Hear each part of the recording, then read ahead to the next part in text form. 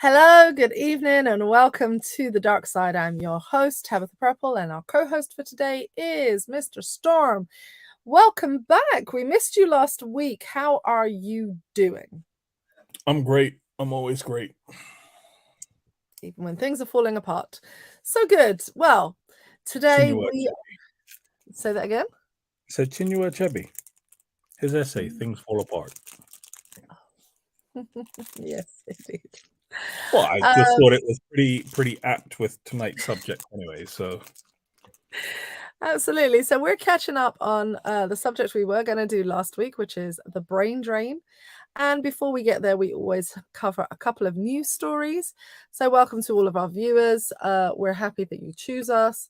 Thank you for commenting. So if you have any comments, if you want to add anything, please do pop that into the screen, into the comment section, and we can interact with you. We love having you on here. So thank you very much. I need to make one adjustment to the settings. I know I have to do that and I forget every time.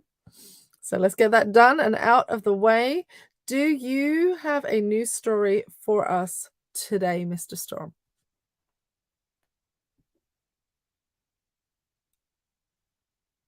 You do, but you put yourself on mute. Why would you put yourself on mute? You didn't hear my story? No, I did not hear your story, Cheeky. So... Right. So my news story comes out of Tunisia. Okay. And it happened probably the best part of a week ago. I wasn't here last week. Actually, did it come out? It probably went about in time because I was going to talk about a different story last week anyway. But anyway, coming out of Tunisia, and that's with the president there making racist comments. And then he subsequently had like the foreign minister go on different shows saying, hey, this wasn't racist. So I'm going to tell you basically what was said, in essence, what was said. And then you give me your opinion as to whether this is racist or not. But his claim was, now bear in mind where Tunisia is, right? It's a North African country, yes. African migrants are changing the demographics of Tunisia. What do you mean? What do you mean? African migrants are... What do you mean? What does that even mean? What are you trying to say? Basically, the migrants that are coming in are too dark. Side-eye, that's all you're getting out of me today is a side-eye for that. No, I mean, it's absolutely ludicrous. So now, Tunisian, I think it was a foreign minister, is going around doing interviews saying, hey, Tunisia can't be a racist country. It's impossible because of our history. And I'm like, dude, you don't even know your own history if you're making that statement. But on top of that, it was like, just on face value, the comments that were made, that would be like the UK saying, hey, it's not possible for us to be racist because of our history. Right? Of racism. Right? Yeah, good. He then goes on to say, but it's not possible because of our present. We're a melting pot. The US claims to be a melting pot. I mean, the UK is, look, let me tell you something. You know, you've got these racist, white supremacist idiots that go on about pure Anglo-Saxon blood. What pure Anglo-Saxon blood? Stop your nonsense. You don't even know what an Anglo or a Saxon is. Well, first of all, that's a combination of two things, right? Right, you don't even know what an Anglo or a Saxon is. You put two things together and talk about pure. So, you know, it's a real joke and it's a real mess. And the excuses being presented are terrible. But as a result of this, the African Congress has released a statement. The World Bank has suspended negotiations on some of its partnerships to do with Tunisia, and that's a whole different. That's Hold a on, whole wait. different. Based on these comments? Yeah, off the No, back of these things. that's nonsense right there. So Now listen, I got problems with as I this. I said, got problems with as this. I said, but that's a whole different mess, right? But that's what they're going with. But you also have the fact that this has only stoked tensions, and it's made migrants within Tunisia from certain demographics feel a lot more unsafe. Because I can assure you, it's not going to be migrants, say, from their ex-colonial masters that are going to be feeling particularly unsafe, right? And it's not these migrants that these comments were aimed at. I have problems with this whole story. Okay. So problem number one, complaining as an African nation that there are too many Africans is not helpful to an inter-country dialogue in which you are all seeking to be free from colonial past. So you obviously haven't learned lessons from some of the predecessors who were trying to unite Africa and have wealth and power, resources and money stay in these countries. Putting yourself against other African nations. Are you aligning with the French now? The French who have been robbing you all this time. So I have problems with the whole sentiment and the comment. Obviously, this president has some issues. I don't know the president there, but that I have some problems with that. Then I have another problem.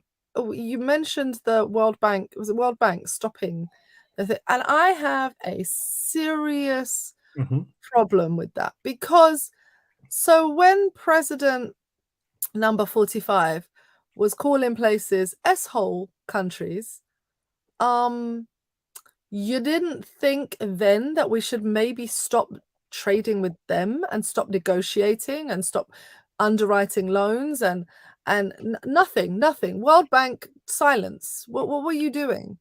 And now that an African nation has said something that's you deem racist, you have some issues that you want to take up. To me, it seems like a political move set to further put the people of Tunisia back, which then serves two problems. This president, and I noticed someone said he's probably a plant, this president is already putting tensions in your country between people groups, between different ethnicities, at an all-time high. Then your comments on a world stage has put you then under financial pressure, which is only then going to stoke that fire more when your people are then under pressure, because they're not going to blame you, as is often where the blame should lie with the leadership, but they're often going to blame the nearest person to them. I have some problems with this story. I have some problems with this, the whole thing. I have problems. The origins of the World Bank. Yes. Let's be honest. Yes. That's a whole different mess. It's a puppet of the US. So anyway, it's a geopolitical tool used to further the aims of the US essentially. But we won't go down that road today. Also, just to there's a comment about the US. Yeah, there's no melting pot. It's a salad bowl. Dr. O'Rourke, I wish I could say it was even that inclusive. The US, I would liken more to a patchwork quilt where everybody has their designated place and their designated borders. In a salad bowl, at least I can mix it. You know, I can get a bit of tomato with my lettuce, you know, but I would never go as far as to say the US this is. analogy went deep. But anyway, that's by and by.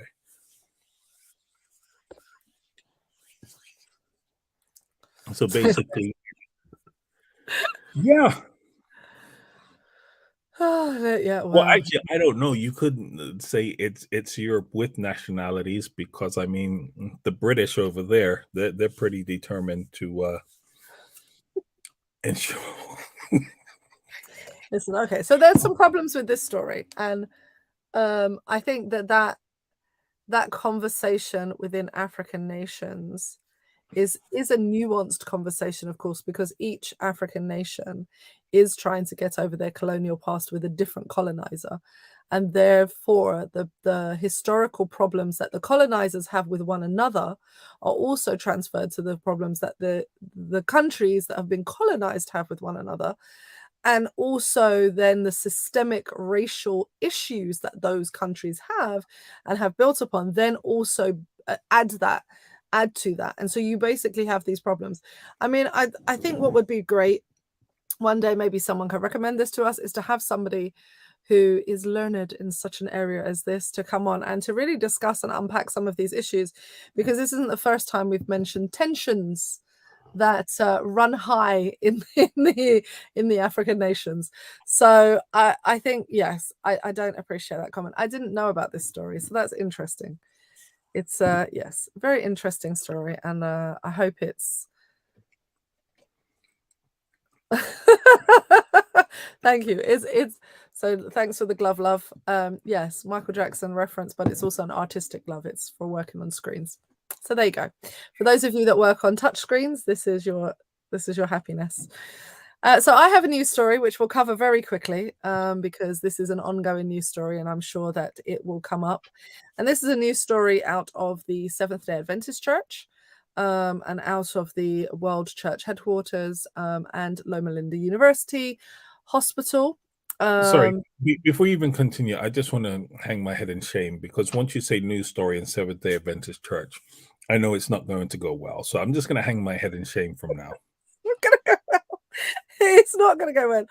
It is to do with Loma Linda University Health.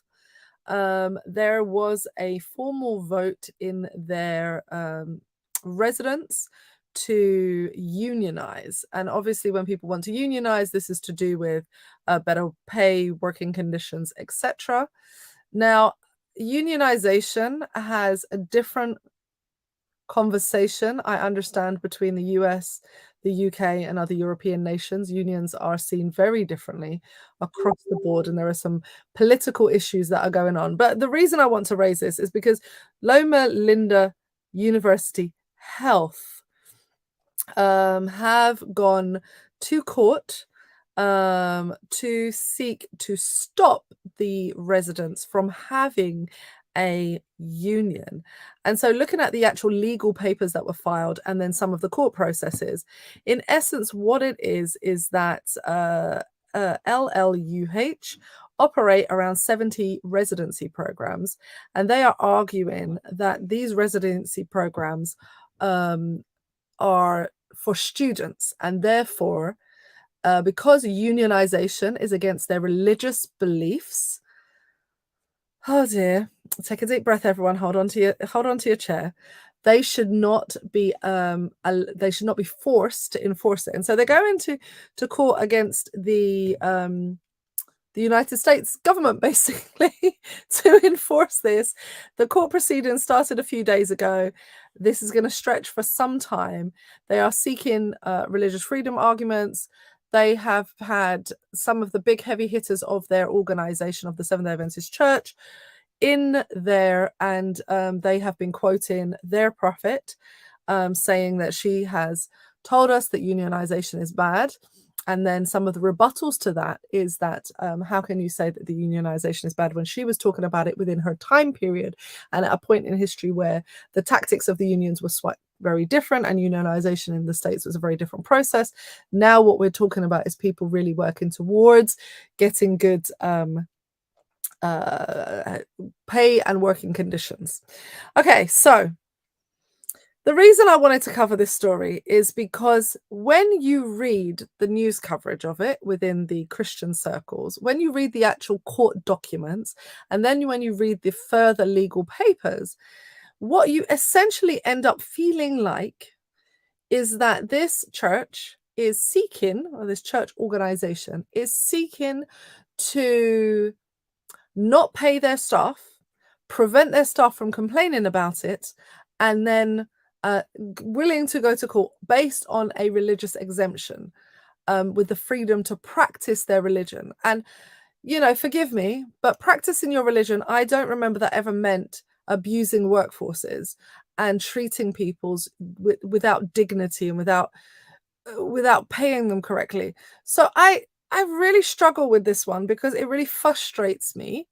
And it really just makes me throw my head up in shame. And I have been told I probably should not cover this news story, but I do think it's important to say, we really, are they really going to court to say that they don't want to pay their people? Is that effectively what we're saying? The people have asked for better working conditions and pay, and you said no. You've basically said absolutely not, which is really troubling. And I find it frustrating, and it does seem like every opportunity Christians organizations have to do the right thing, they go, oh, right thing, no, let's go the other way and do the wrong thing. And treating people badly just doesn't seem like that. And then dehumanizing these residents further by, just basically saying, well, they're students and therefore they don't count as paid employees, when actually residents have been defined as employees for decades now, in a case in the US Supreme Court.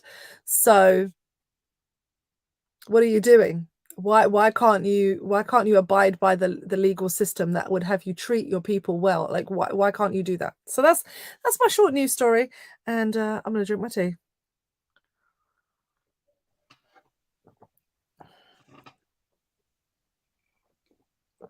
Cheers. Good. Yeah. Cheers. Excellent. So moving on to our topic for today. Oh, you don't want my input? Oh yeah, I just thought you were going to take the high ground. Oh no! I am not passing up on this opportunity. We go high. You weren't doing that. I am not passing up on this opportunity. Right. So these people are students. Yeah. Where's my grade?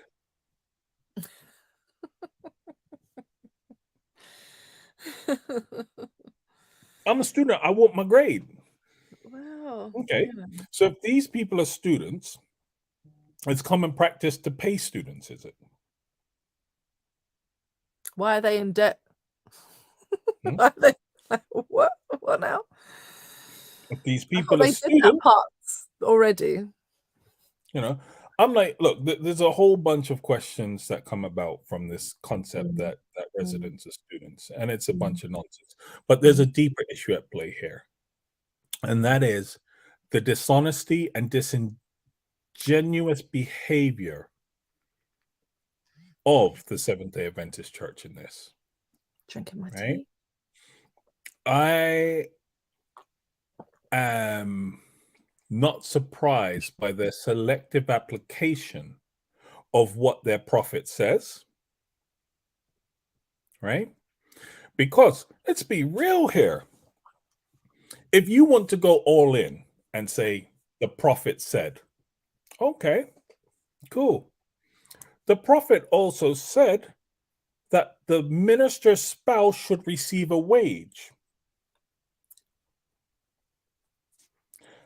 Anybody out there who has a spouse and who's a minister and employed by the Seventh-day Adventist Church, if your spouse is not receiving a wage, you'll need to be having conversations with the Seventh-day Adventist Church, because the prophet said, right?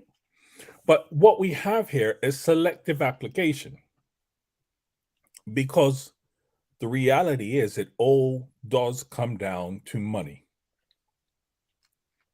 And they are looking to save a buck, right? It comes down to the concept or the idea. Look, here's a reality. The US and the world as a whole is moving towards this new, or has moved towards this new concept of capitalism, in which it is to be unfettered. right? Mm.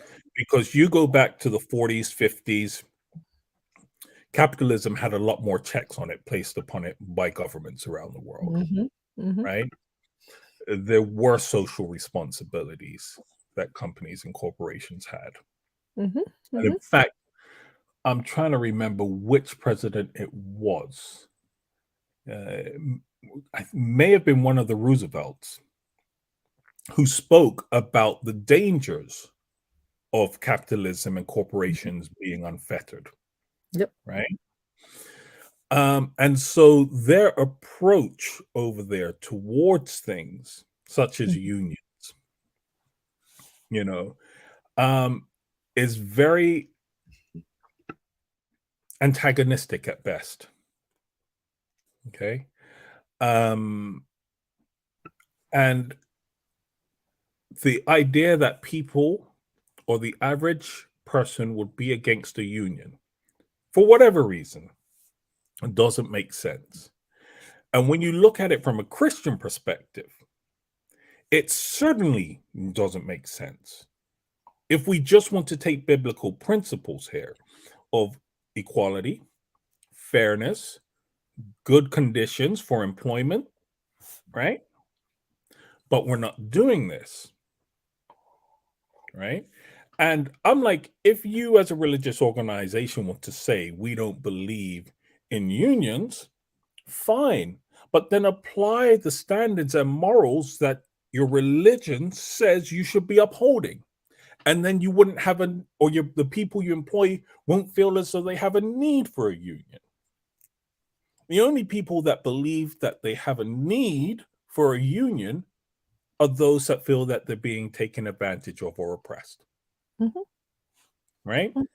I don't go to the doctor unless I feel sick, because then I have a need for a doctor. Right? So for me, I think it's an indictment of the Seventh-day Adventist organization.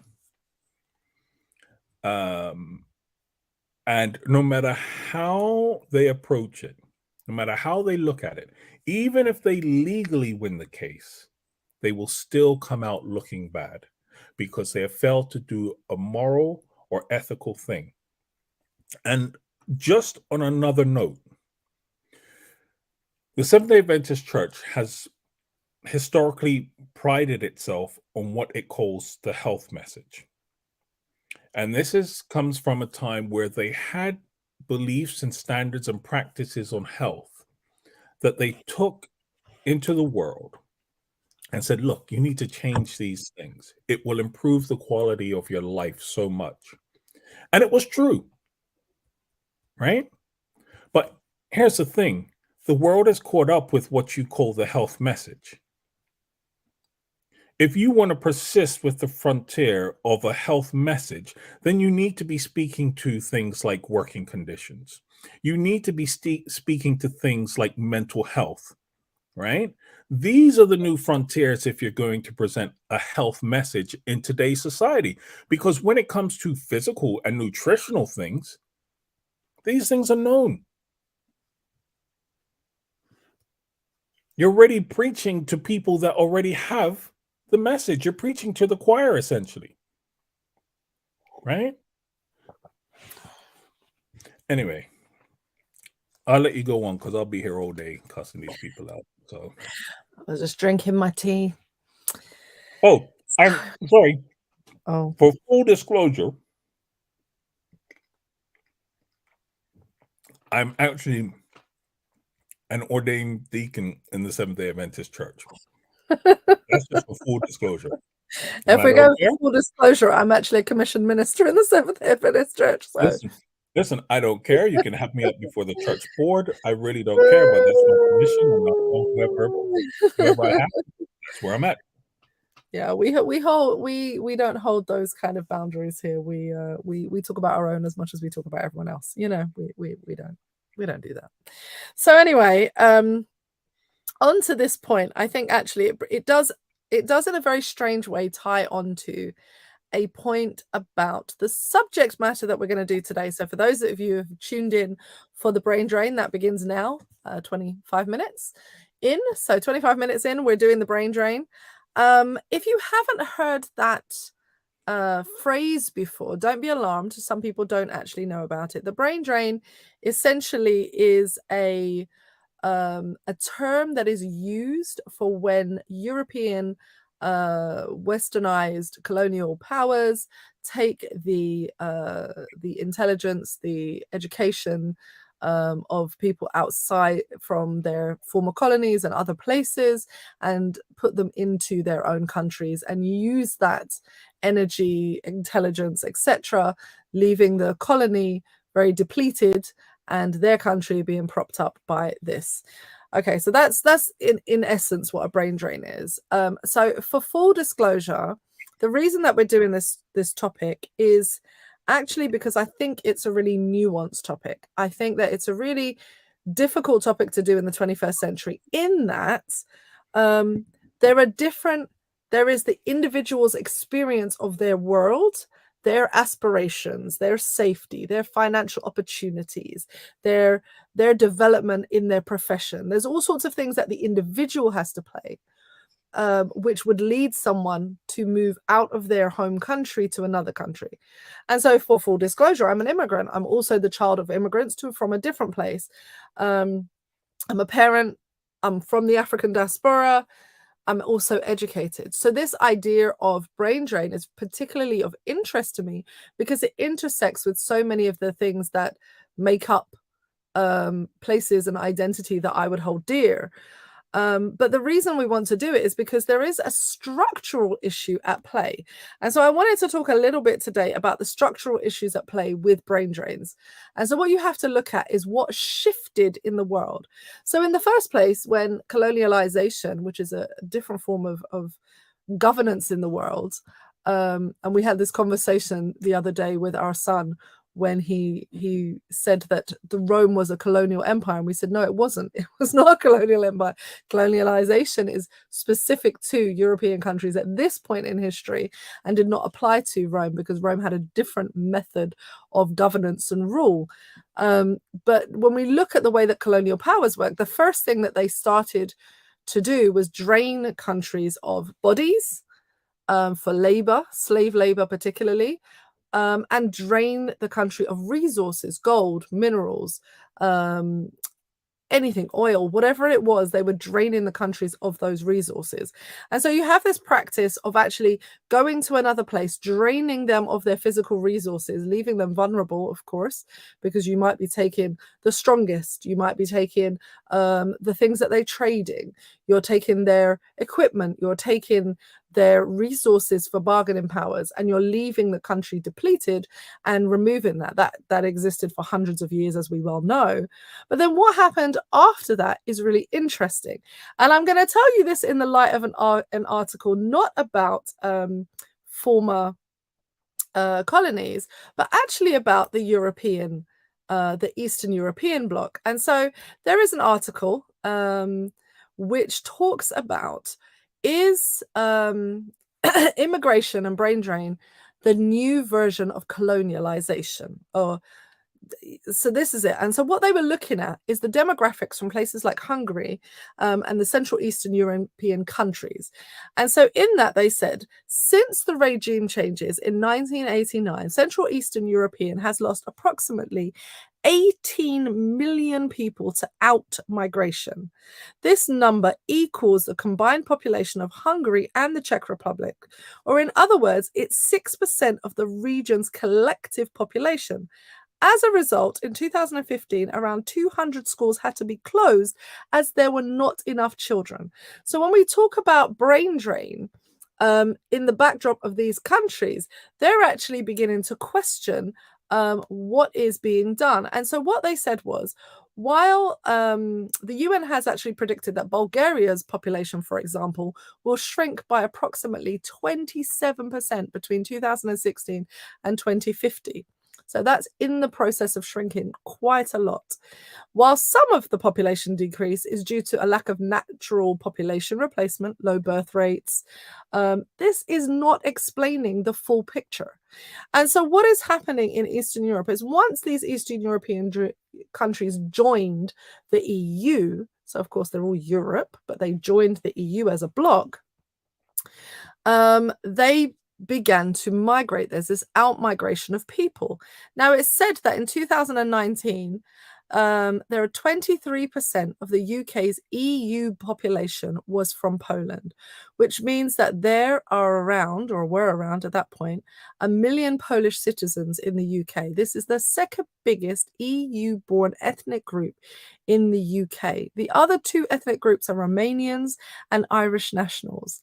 Now, if you think about the relationships between these people, you're like, okay, this is really interesting that these people are migrating. What, though, is the challenge? The challenge becomes, who is migrating? The migration of people is those with the education, the wealth to be able to migrate.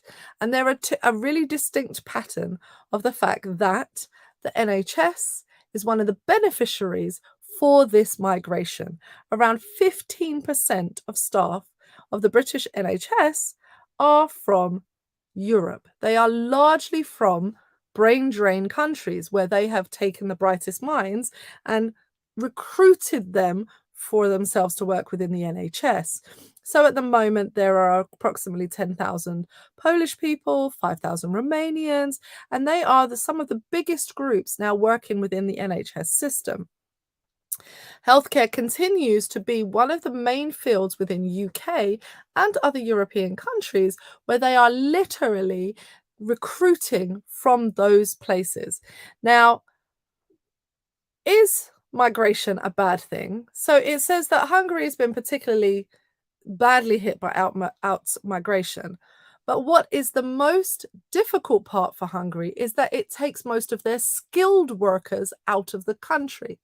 And because the population is not being replaced quickly enough, they are actually not catching up on trying to get the skills in the rest of the population. And so what you are doing is leaving the country vulnerable to poverty, etc., while taking the best of those minds and using them elsewhere. And here comes one of the interesting challenges. What you hear frequently is we, European Western countries, are at the cutting edge of all of these new developments and technology. But when you look at the demographics that make up the cutting edge of science, medicine, etc., you will see that actually what's happening is people from all around the world are contributing to this cutting edge technology that you are developing. It's actually not your local population, it's a mishmash of populations from around the world. So the reason I want to talk about this today, and there are many reasons, is because there is a legacy of brain drain and dependency, and they go hand in hand. If we drain your country of its resources, and so one thing that the UK particularly did was when it colonized, once the big mass of colonization was over, what they would do is they would invite people to rebuild their country after wars, and they would invite those people who were qualified, but they had already placed within the countries universities and different bodies to educate them to the standard of which they would be used to in their home country, so that people could be easily transferred from one venue to the other venue to be of use to the colonizing nation. It's complex because on the one hand, you're talking about a system which is created literally to move people and encourage people to move from their country and being of help to their people, and actually to move them to a new country and make that system benefit, while all the while the system that is left at home is being drained. Here is the complexity. When it comes to the individual in the situation, I've said already, I'm an immigrant. I'm the child of an immigrant. People move individually for a variety of reasons: opportunity, education, better living conditions, better pay. They have grand ideas to return home after a while. They have all sorts of reasons why they may travel to a nation to do a work. They may be called to do that work there, and the opportunity is good. But once there, the system and mechanism takes over to keep them trapped in the system, all the while leaving their home country vulnerable. And so I say this is a nuanced conversation because I really want to talk about the systemic issues, but I also recognize as an immigrant myself, as the child of an immigrant, that you are also talking about the lives of individuals who've made choices to leave based on various and nuanced information. It's not just as simple as saying no one should leave their home country to go to another country. That's not going to solve the issue, but there are some structural problems that definitely need to be dealt with. So that's why I wanted to do the subject today. As always, we're waiting for me to drink my tea and let Mr. Storm take over. So let's see what he thinks of my intro. You're on mute. You're on mute, my darling. Did I introduce you well enough to the subject? Did I bring the nuance? Listen, it is a very nuanced subject, and you're always battling with the individual and the systemic issues. But the reality is, most people, given the choice, would not leave their home country. Right? There are reasons as to why they do it. And as you said, opportunity, stability within a nation. And so you have to look at the systemic issues that are affecting the nation and ask, well, so for example, Guatemala has a lot of people that leave. Well, let's ask ourselves, why is that? It might have something to do with the U.S. involvement in coups and stoking civil war within the nation. So when we're talking about these things, we have to look at the external factors and the systemic factors. So here's something for you to consider, right, before I go on, okay? And it's the human flight and brain drain by country rankings, okay? So 10 is the highest you can get, okay? So these are the top 10, and they go from 10 down to 8.2, I think it is, or 8.1. These within the top 10, okay? So these are top 10 places where people leave to go to a Western country or somewhere like that. To another country, okay? Right. So okay, cool. Samoa's at number 1.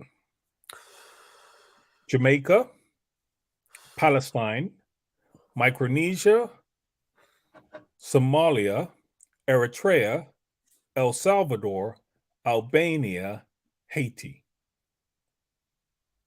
I missed one. And Guyana. Guyana, okay. Okay. Now, I am going to give you the 10 with the least. Okay.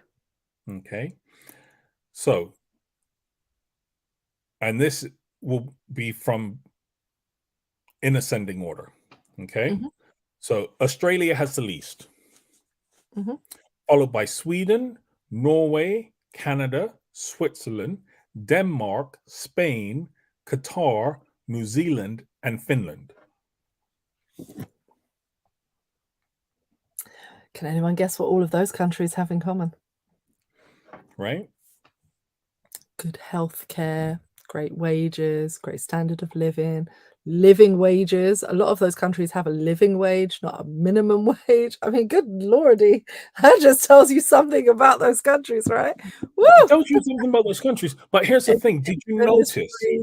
Did you notice that in the top 10 for brain drain, mm-hmm. only one would come from what you would say is not a world majority's people? Which was the one that was not, what would you Albania. call them? Oh, right, I see. Yeah. Albania. And in the 10 with the least, there was only one that came from a world majority's people. Who's that? Qatar. Oh yeah, Qatar. Yeah. Okay. Right? Yeah. So when you look at the top and bottom, you can see a definite trend, a definite pattern forming here. Yep. World majority people moving. World not majority people staying still. Right? So yeah, but when you look at the geographical dispersion of these nations, you have to understand that's not by coincidence. No, no. Right. So, whilst I've been thinking on this subject, I know people call it the brain drain. Mm-hmm. I'm not quite sure I would. I'm not quite sure that's quite accurate enough. For me, I see it as uh, a neo form of slavery. And if Mm-hmm. I were to call it anything, I would probably call it post industrialization slavery. Okay. Okay, that's And heavy. I say that because pre industrialization, what was needed by these colonializing nations was physical power. Right. So that's what I talked about in the beginning. They Right. firstly traded in people and resources, and now they're trading in. And now we live in a more technological society. What is Mm-hmm, needed is brain power. mm-hmm, mm-hmm, mm-hmm, Okay. mm-hmm. But here's the thing, when they were going for physical power, what did they take? The biggest, the strongest, And now we need technological power. What are we taking? smartest, the brightest. Okay. So the criteria has changed and the methods have changed slightly, but the Mm-hmm, motivations haven't. mm-hmm, mm-hmm, mm-hmm, Okay. And so for me, it's like when you look at these things and when you look at the systemic involvement in this, okay, so we cannot take you involuntarily now, but we can make conditions so severe that you will leave. We can voluntarily. coerce you, Mm-hmm, it, not voluntarily, we can coerce you into mm-hmm, movement mm-hmm, and then let you think it's voluntary. Because the reality is, nobody wants to stay in an unsafe situation. mm-hmm, If mm-hmm, I leave an unsafe situation and you say to me, well, you're doing that voluntarily, no, I'm doing that because that's the wise and logical thing to do. mm-hmm, mm-hmm, mm-hmm, And then tell me it's voluntary. Well, yeah, it's voluntary to a degree that I would like to be safe. mm. Right? So, um, yeah, when I look at these things, I'm just like, mm. It really upsets me. So when we talk about these things, and we, as I said, there's the systemic level, but there's also the individual level, Mm-hmm. which is what I was talking about, the idea that people want to be safe. And people would like to be comfortable, and people would like all of these things. But now we're going to be brought into another or this idea of the individual's desires is Mm-hmm. now going to be another systemic issue. Mm-hmm. And that is that this, you call it brain drain, I call it post industrial slavery. What it's now meeting against is classism, Well, now. right? Because here's the thing, when you set up these immigration rules, what essentially you're saying is we want the educated, Mm-hmm. we want the wealthy.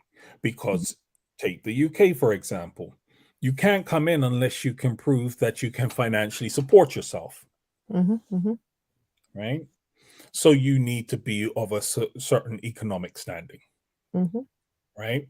And typically, most people are going to achieve that through an education, or most Mm-hmm. people that come or have that economic clout will chase an education.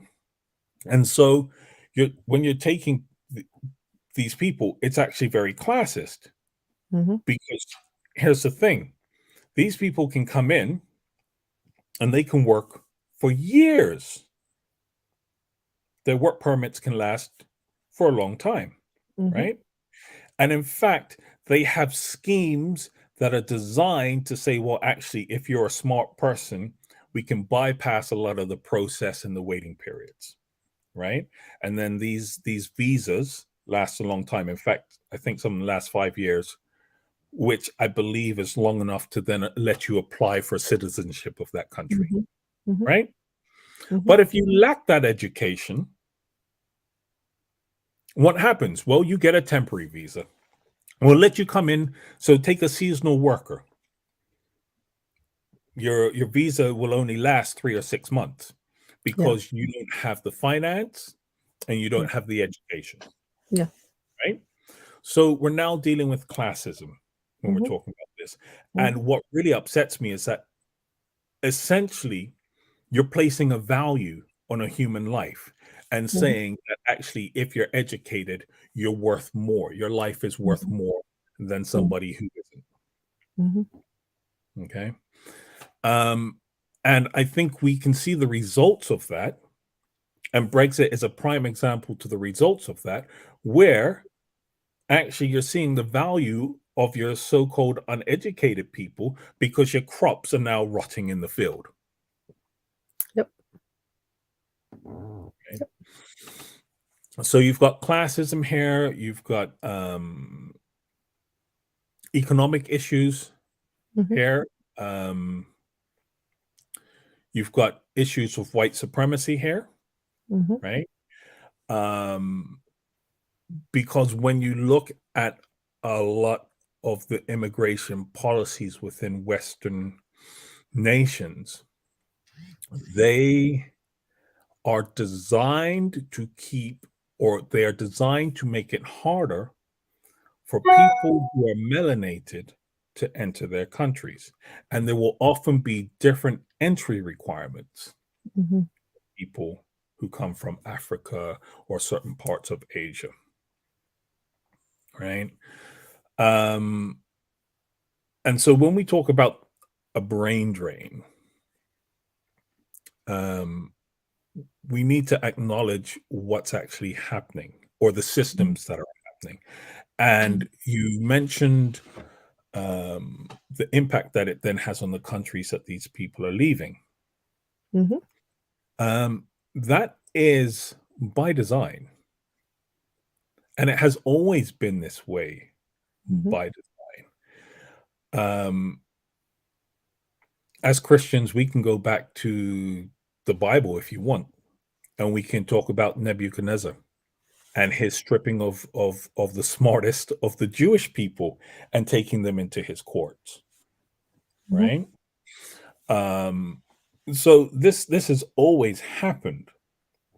I think the difference in it is that I hate to sound conspiratorial, but the way that the system is designed is very different to the biblical model because now you're looking at essentially different empires in a system of collusion to Mhm. keep other nations within their place that allows this brain drain to Mhm. take, that allows you to asset strip, because that's essentially what it is. It's modern day asset stripping. Um, so yeah. Anyway, I know I'm talking a lot. There's a lot of stuff going on in my head regarding this subject. No, I think it's understandable, and I think one of the things I didn't know until I started researching is, particularly based on medical, brain drain, Hmm. how insidious it actually is. And so one of the things that happens is there is actually a two-tier system. So depending on which colonial nation you're from, will depend on how they actually implement a brain drain policy, right? So it's not said like that. So what they do is they talk about education and they can implement universities around the colonies to actually educate people in the medical professions. So they're looking at doctors, nurses, radiographers, etc., etc. And so one piece of research says there are some countries where in their former colonies they educate them to the level at which they can transfer their degree very easily over to the country in which the mother country, so to speak, the colonial nation, right? And so what will happen is, because the country is destabilized, etc., there is just a constant stream of people beginning their degree education, getting their original medical qualifications, and then transferring themselves into universities and placements in their colonial country, in the colonial nation, in order to finish their education or to qualify fully in that field, and then they never return because then they're incentivized to stay, etc., etc. That's one way of doing it. But what that does to the country that it's leaving is it means that there is actually a void in the medical professionals and the healthcare system in that country. So because there's no return policy, these people aren't returning back to their country, and there's no two-way door, then you don't have the doctors, the nurses, the staffing to actually run these facilities at those standards. And a lot of times what you find in smaller nations particularly is this idea that you have to, if you have certain health conditions, you actually have to fly to the colonial nation to get treatment, because that's the only way. So all of that money is then constantly going out of your nation. All of the wealth, all of the education, all of that goes out. But here's something I didn't know. Now, did you know that some countries don't operate that policy? What some countries did is they call it the barefoot medical policy. That's what it's termed in educational circles. I read this article. And what they do is they deliberately keep the education standard lower for the doctors, nurses, medical practitioners in the country, so that they can never leave, but they will also never achieve higher levels. They will never be able to really develop themselves out. They will remain only ever dealing with basic health issues, and they will become dependent, again, on the colonial nation for expertise. So because they only ever get to deal with basic illnesses, basic childhood illnesses, basic things, it basically keeps them in poverty, but doesn't ever give them the opportunity to develop the skills, the research, etc., necessary to help their people to elevate their healthcare system. And so they become dependent on visiting doctors who are paid lots higher than their actual doctors that are so-called trained in their own country. But this then expertise has to come in from outside and reside over them. And then you're having another type of brain drain where you're limiting the people. And I was like, what is this? And knowing that from a UK perspective, when we've talked frequently here about the Windrush generation, and what's one of the main things that came over in the Windrush generation, one of the main groups that came over were nurses and doctors and medical professionals who moved to the UK to help rebuild, what was the phrase we used? The mother country. That they were a huge part of the people that left the Caribbean and came to the UK to actually be part of that system. So this idea of the systemic nature of the literal draining of medical professionals out of these countries is actually, it was quite a surprise, because of course I know nurses and doctors who've traveled from other countries to work in other places. I know these people. They travel because they want opportunity. They travel because they want to develop their research projects. They travel because they want to have a stable environment for their children. They want to be financed, remunerated in a way. But here's where I found another kind of intersection. I was watching a documentary and someone was asking young people what they want to do as a profession. And they asked a group of doctors, what did they want to become? And the group of doctors, so they want to become doctors, and they said, why? And a common answer was, so that I can help people. And this was based in the US, right? So this was the answer, so that I can help people, based on a US system of medical care. And so the person asking the question then says, why are you lying to yourself? And the people are like, I don't understand. If you wanted to actually help people, the last profession you would go into according to these people, were the medical professional in the US, because you never help people. The only people that you actually help are those who can afford it. Those who cannot afford it aren't helped. And so there's this tension between, well, you went into the profession to help people, yet you will turn away people who don't have insurance, so on and so forth. And there's all this disparity within the US system. And so they were talking about this disparity of the idea that people join into the medical professional because they want to help people, but what they end up actually doing is chasing the financial reward that comes along with being a doctor, etc. And so the people that actually end up helping people are nurses. Those tend to be the people that actually help people. It's not doctors. It tends to be, if you want to help people, you be a nurse. If you want to make money, you be a doctor. And that was the point of this documentary, was saying that this disparity was really real. And I'm not saying that's doctors' motivations, of course, I'm just quoting a documentary. Doctors don't come for me. But when I think about this, I do think about the way that it has systemically seeped into, particularly as an immigrant, as a person who goes to university, how it has seeped into the understanding that if you want to go to university, you need to go to one of the top 100. All of those lie within certain types of countries. If you want to be educated, then you need to pursue research. All of that lies within the top 100 universities that lie within certain countries. You are sold these ideas so deeply that it forms part of almost your identity, that you want to be a doctor, you want to help people. In order to do that, I've got to go study. In order to do that, I have to leave the country I'm in. Well, who's the people you're helping then? Where is that coming from? And as I said, it's not a blame thing, but it's to understand how deep the systemic issue is, that it drains people from a country. It literally takes good intentions and manipulates it and makes it something that it's not. And for me, it's just really quite scary. Anyway, now it's my turn to have quite a lot. No, I was going to say, to reinforce your point, Ethiopia, between 1980 and 1991, it's estimated that 75% of qualified professionals in the country left. Okay. How does a country recover from that? Well, it's very difficult to, but I think there's right. So in regards to the concept of the brain drain, and we say it's a very nuanced thing, I think there's something else to bear in mind. And that is the assumption that those who remain would necessarily, or if they had stayed, would have made the country better. Oh, I thought you were going a different direction. Oh, that's interesting.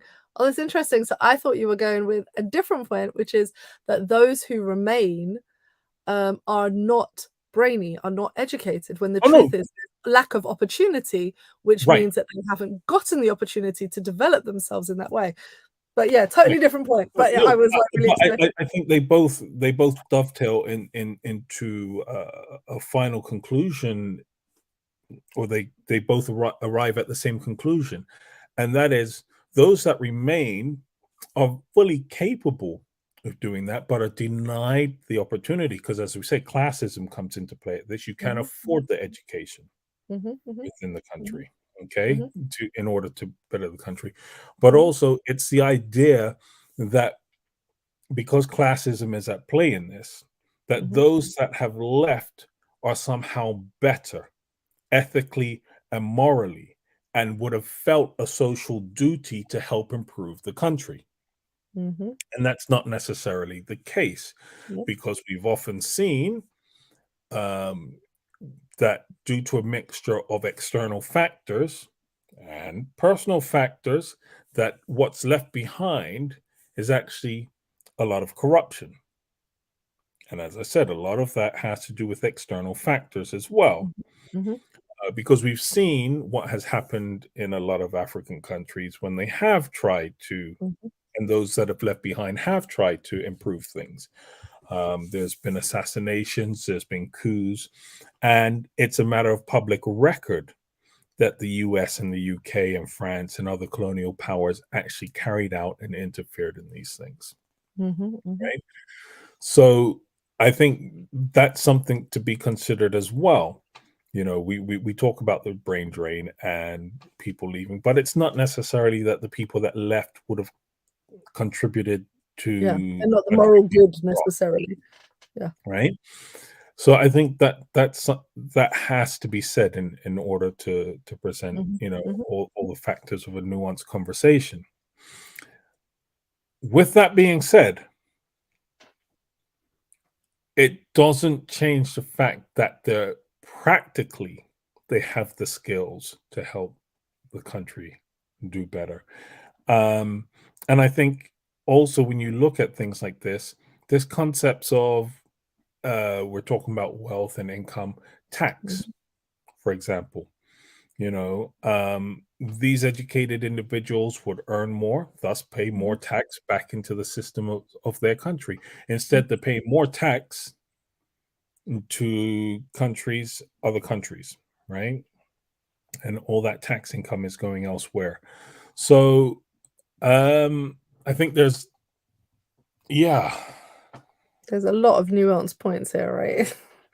I mean, there are many different people that you can read on this subject. Some like Samir Amin, others like Siri Gamaja, who have written on these subjects extensively, particularly focused on the global majority nations. As I said, the one article that I read that really kind of was quite interesting to me was that of the brain drain out of Eastern Europe. And is this the new colonialism? Is it following that same pattern?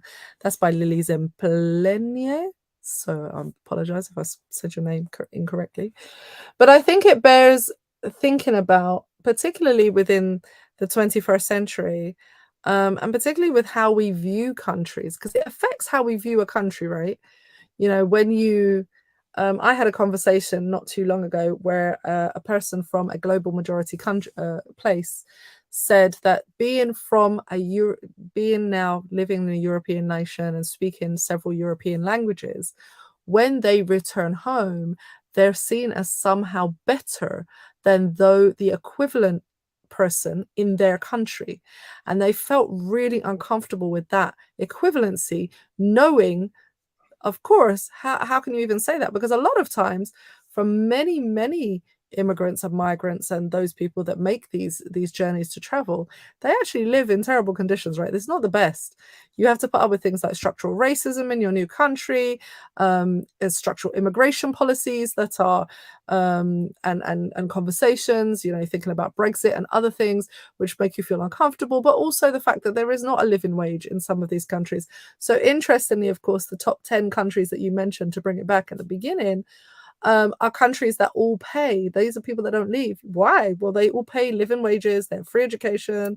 They often have great healthcare systems. The tax system is good and contributes to a society-wide health, education, policing, safety, blah blah blah blah blah. So they have this system set up. So there are people who don't want to leave. right. And I think we need to also acknowledge that the reason that they're able to do this is because they are draining people from other nations. Because what you have to understand is that when they're taking the smartest and brightest from other nations, it's also so they don't have to pay the smartest and brightest from their nation a fair wage. Because when these people come in, they're actually paying them less than they would have to pay someone from their own country, Yeah. right? And so there's an argument, that a lot of white supremacists in the UK like to give, and that is that all these foreigners are forcing our wages down, right? Well, here's the thing: so many of them have left since Brexit, and your wages still haven't gone up, right? Isn't that why most of the country's on strike now? Sorry, wasn't that what happened? You forced all the people out, you still weren't getting paid, so now you're all on strike. Come Okay, on. so on the one hand, right, what's happening is they are bringing in people that Mhm. they're actually paying less, right? But the reality is they have no intention of paying indigenous peoples more. No, but as I said, it was the interesting thing was the list of your top 10 countries where Mhm. people aren't leaving, because they, while some are European countries, these are European countries that are notorious for higher taxes, safe borders, investing in their own people, good healthcare. You know, those things don't go unmissed. Whereas some of the countries in which a lot of people move to, which may be slightly lower in the European European systems, slightly in that middle range, you know, the UK, France, blah, blah, blah, blah, blah, they still don't treat their workers very well. And so what happens is, you know, you could take an engineer or a doctor from here and a doctor from back home, and they can feel like they're basically living exactly the same life. The difference is one is speaking European languages and one may be speaking their native tongue in their own country and dealing with their own people. And so the conversation is nuanced. But again, what really struck me reading all of these different articles, books, and information is the fact that there is clearly intentionality from the colonial nations to do this. So at Yeah. first, you kind of think, yeah, there's lots of medical professionals, you know, universities, studying abroad. It's, you know, especially if you're a child of an immigrant living in a European nation, particularly under the pressure of you have to go to university and you have to be the best and you have to pick one of the big five careers, you know, engineering, lawyer, doctor, blah, blah, blah. When you're under that kind of pressure, you kind of don't think about it as something that actually the entire system has been set up to force and manipulate you into that Mhm. position so that you will be in debt in that country, stay in that country to pay off your student debts and loans, and then you will settle roots in that country, stay in that country, and effectively never ever get the opportunity to return to your home to actually be of benefit to your own people, and you will be on the capitalism treadmill and stay within that. So it really struck me how intentional this was. And as you say, I mean, you likened it to the intentionality of the slave trade, but this is without the shackles, chains, and, you know, physical abuse. It really is this the level of intentionality to have a system that encourages this level of movement of qualified professionals without Right. whips, chains, I, and beating them. I would push back on the idea that there is no physical abuse in this. As I said, I think it's quite coercive. Hunger is a physical abuse. Threat Yes, of indeed. so all of these things, as I said, when you have a system designed to keep a country within this state, Mm, you mm. know, I'm like, I'm sorry, but I do see the physical coercion and the physical abuse that leads people to this. And like just to further your medical point, Uganda, for example, 69 only 69% of their medical positions are filled because so many of their nurses and doctors are going abroad, right? And to further this point, that immigration rules are selectively changed depending on what the needs of that country are. So the UK needs nurses. Okay, what they'll say is we will lower the entry criteria for To require nurses, nurses, yeah, and it will be specifically for nurses. yeah, Or if they needed engineers, they change it for engineers. yeah, yeah. Everybody else has this We incredibly high bar to meet. You know, we talked about the classism issue. What they might say is, okay, for because we need nurses, the income required for you to meet can actually be a little bit less, you know, or different things like this. They will adapt the criteria to drain the resource that they need. yeah, yeah. You know, I think it's something that once you know it, you can't unsee it. That's one thing. I think it's been an interesting conversation, so thank you. And I'm sure we have a lot of people who are now pondering what to do with this information because, you know, on a personal level, of course, you might be moving for all of the various reasons that we've stated, but you also know that the system has been set up to manipulate you to go that way. Now what do you do? I mean, and I'll say this as my concluding thought. One of the big questions that I've always asked, what is particularly in regards to the USA, is why don't the people just leave? Why do Black Americans stay in the South? Why do they do that? The conditions are awful. It seems unconscionable to think that anyone would live through those conditions. Why would you not just leave? But now I know that actually my whole thinking is set up to believe in leaving and going to the better place, which I often believe is what, so-called safe European countries or what have you, which is not true, of course, not for people of color. And that whole way of thinking is actually problematic because it never helps the people in the place at that time. And just because you have the option to get up and walk away doesn't help anyone who you've left behind.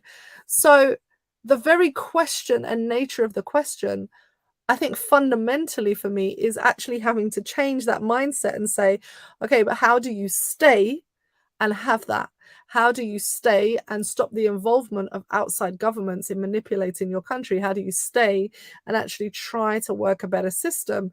I said really difficult, tough questions. It's really, really tough because people have families and kids and, they have just, what do you do? It's so difficult in that. And then, I don't know. As I said, it's a nuanced conversation. Yeah, look, it's. I'm just gonna put this out there. You cannot do that within a democratic system. Cannot do what?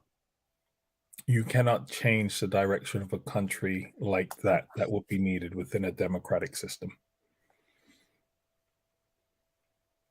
Okay, on that note, thank you so much for joining us here on the dark side. That's a whole different conversation, dear Lord. Maybe that's a future dark side issue, is democracy. Democratic systems and how slow they are to change, and why they can be problematic. Or it's more than that. It's how easy they are to manipulate. That part right there. If you want to see that on a future one, please write that in the comments and we will cover that topic. But for now, do you have any closing thoughts or points you want to add for this subject? Yeah. Look, if you're gonna flee, or if not flee, if you're gonna leave your country in search of a better life, and you're a melanated person, please don't consider Tunisia as a safe option. Wow. And don't consider the UK as a safe option either, because by all accounts, it's just horrible how they're treating immigrants there at the moment. Look, yeah, it's just horrible. well, you're damned if you do, you're damned if you don't. If you stay where you are because of the destabilization within these countries, you're not safe. If you go to another country, you're still not safe. Whole different reasons. Yep. Whole different reasons. Right. Well, this has been the dark side, which got dark very quickly. We want to thank you for joining us every week. We really appreciate your support. This has been the topic of the brain drain, which you termed. What did you say your new term for it was? Well, I don't know. I'm debating. It's a work in process. It's a thought in process. But post-industrial slave trade. There you go. This has been your host, TC Storm and Tabitha Purple. We thank you and we will see you here next week. Please do like, share and subscribe. If you can do that on the YouTube page, that's really helpful. You'll get the notifications. Hit the notification button. Every time we go live, you will get a notification for us. Thank you very much. And we will see you next week on the dark side. Bye.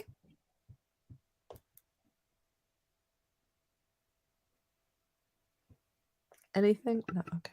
All right.